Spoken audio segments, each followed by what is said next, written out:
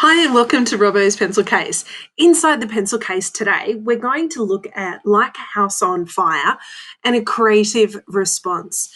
We're going to centre in on the first short story, Flexion, which is a story all about Frank Slovak, his wife, and of course, the outcomes from a tractor accident. Within this Prezi, we're going to look at the structure of the short story and how that adds to the relationship dynamics and if they alter or they change. And of course, we're also going to look at some of the character developments and how that shows itself throughout.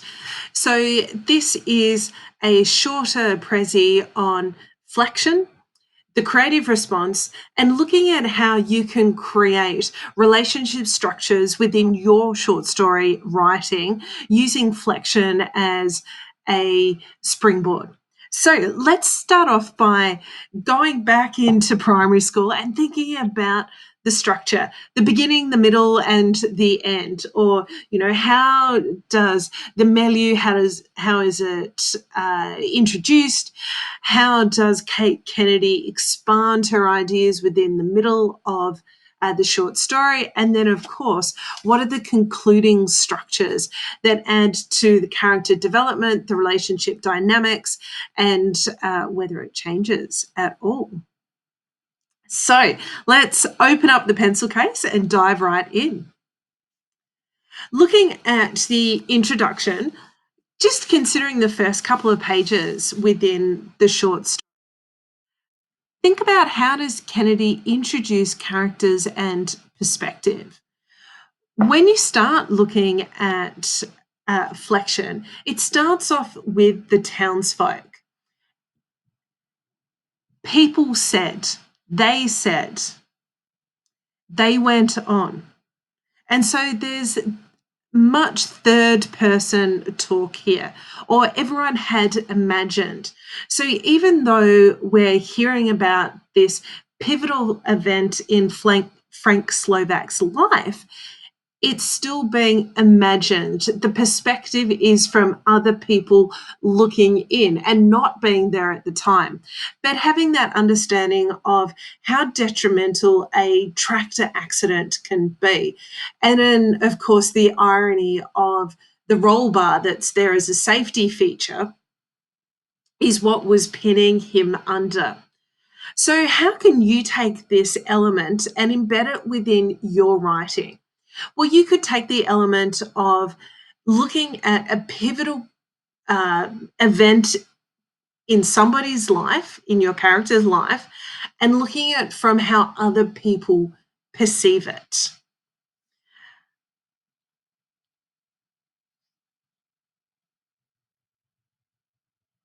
The other introductory aspect is that of Frank Slovak and his unnamed wife, that often gets referred to as his wife or the wife. So, even again, that this story is about Frank Slovak, and perhaps whilst he was driving his tractor, the ground was unsure, he ended up being pinned underneath it. And of course, this idea of uh, such a detrimental health effect to his body.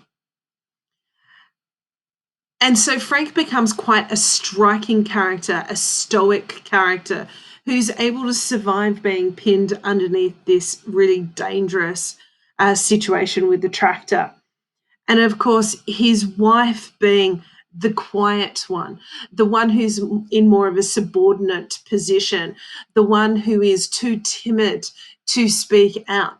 And yet she gathers the strength in order to save him.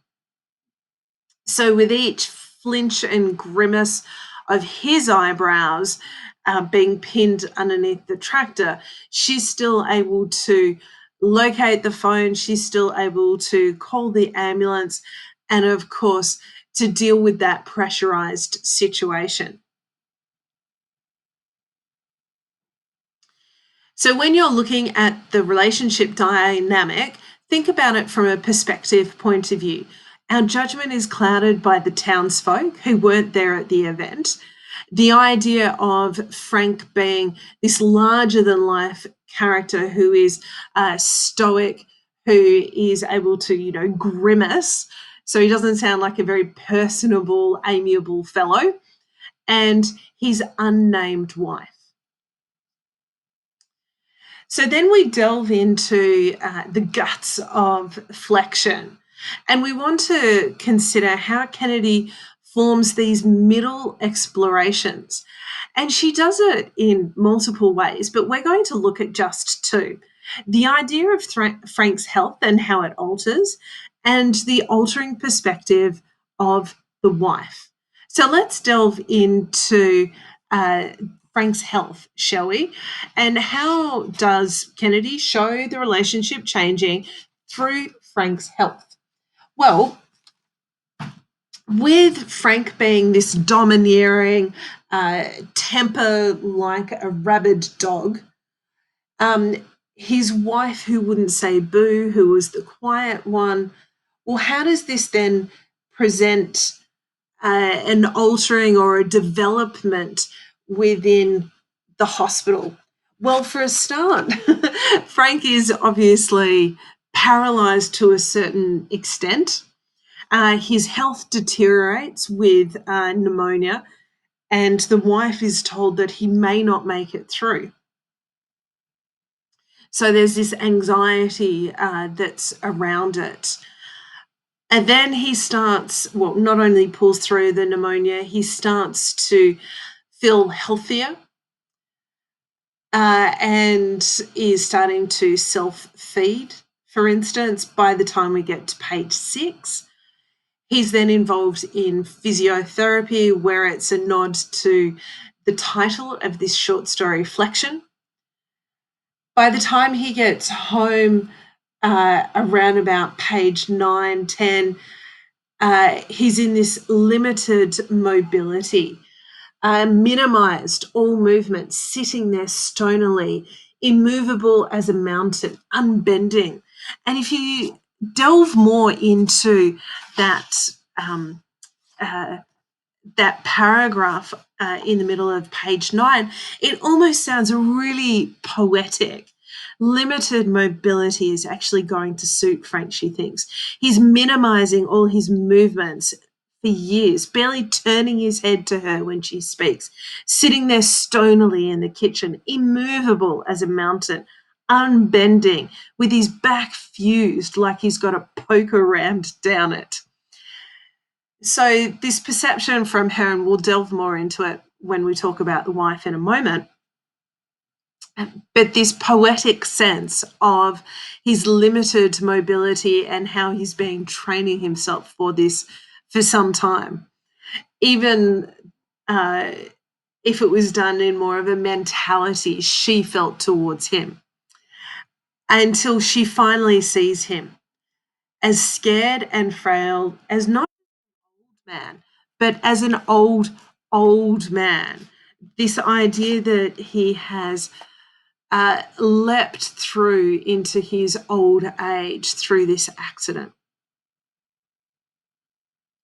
So let's now look at it from the wife's perspective and how Kennedy shows the relationship beginning to alter.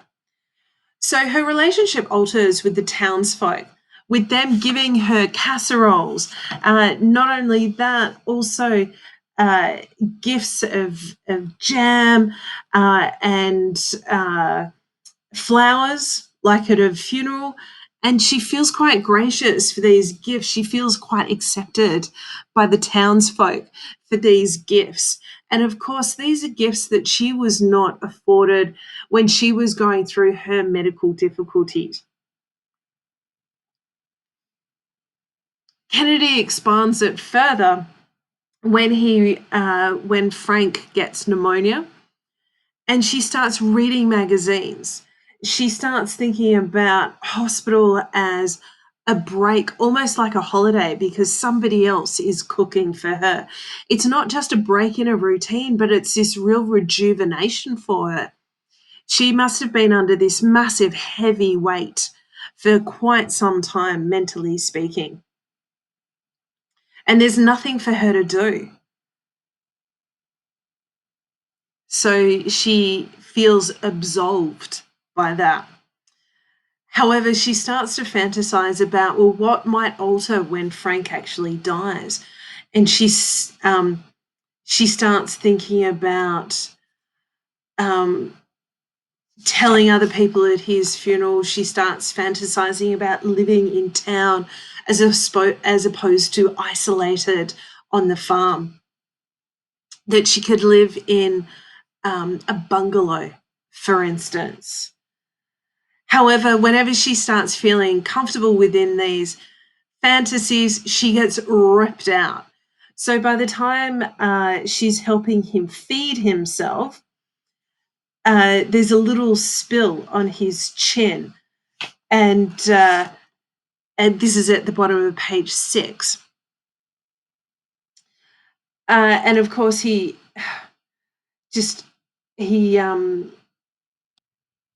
lashes out and knocks her hand away as she goes to wipe some of the gravy off his chin. She begins to really find a disdain for him, hating him so much. Her loathing becomes a pure thing until she looks at him and realizes that he's become an old man. She also has this sudden epiphany that they've just had the longest conversation they've had in months. So their relationship is altering. She's received a fair amount of power because he's been immobilized, whereas now she's feeling quite powerful. She's also started having these connections with the townsfolk who come out and fix things. And they're there to support her and Frank, even though he's been a grumpy fellow. So then how does Cate Kennedy conclude these relationships? Well, just thinking from the town's perspective, even though it's Frank's wife who demands that Frank ring the townsfolk, this now becomes not a they said, the people said situation and their perspective. It's now Frank talking with them, and we don't hear the other perspective. But it's this giving back to the community. It's this strengthening of the townsfolk relationship with Frank and the wife. If we're talking about the conclusion of the wife, well, she shows great compassion and generosity towards Frank. This dynamic has altered considerably from her being demoralized into, this hating and the loathing, and the flip side of that, and she's beginning to love him again, or the ability to show him compassion and generosity again. Frank, I'm not going to argue with you. I'm telling you, perhaps she would not have said that prior to the accident due to her feeling quite subordinate, or this is the perception that Cate Kennedy has placed. And of course, that last mark of compassion and generosity, that she raises her arm with Frank's, that she places his hand over his heart and holds it there. The last relationship that we need to look at is that of Frank lamenting and this layering effect that Cate Kennedy places. So on page 15, they lie rigidly side by side, and he says to her, "When you stood up to run home and call the ambulance, I thought, well, now I've got 10 minutes. Now would be a good time to die while you weren't there. That's what I could give you." But this could also lead into the fact that he couldn't give her a baby. He was quite selfish and demoralizing towards her, or demeaning towards her. So this was his way to give her a quick death so that she could move on quite quickly. So I hope you found that enjoyable. As always, don't forget to subscribe and hit the bell to know when you want new content on the channel. And feel free to ask questions and comments.